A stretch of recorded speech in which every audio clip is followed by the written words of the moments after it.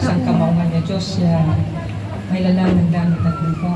You are a good God, your Heavenly Father, in the name of your Son Jesus, and with the power of your Holy Spirit, we just thank you so much, God, sa araw na ito, Panginoon, na itinakda mo upang, Lord, hindi kami magpasalamat, Lord, sa nadagdag po na edad na pagpapala ni Ate Nelly at ni Attorney, Panginoon.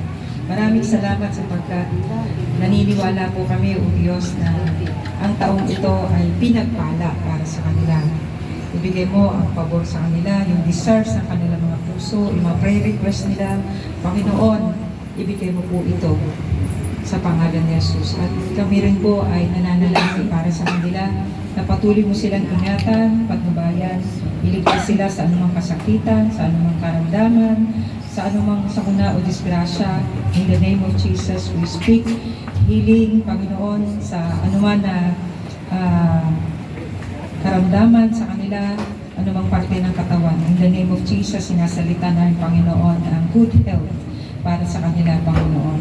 Punuin mo ang kanilang puso ng kagalakan, ng kapayapaan, at pagtatagumpay, Panginoon. Maraming salamat po. Cover them with your precious blood. At ganun din, Panginoon, kay Doc. Maraming salamat, Panginoon, sa answered prayer sa kanya. Maraming salamat sa lahat ng katugunan, Panginoon, sa kanyang mga healing, Panginoon. Maraming salamat po. Ingatan mo siya at lalo pa po siyang papagtagumpayin at ingatan mo. Maraming salamat and for the food that we're about to eat, O Lord. May you bless and bless this food and bless the hands who prepare this food. Bless those who have nothing to eat, O Lord. Thank you at nawa lahat ng narito ngayon, Panginoon, ay mapuno ng kagalakan at ang pagdiriwang na ito ay itinatalaga namin sa iyo na may pasasalamat at pagtakila sa iyong pangalan.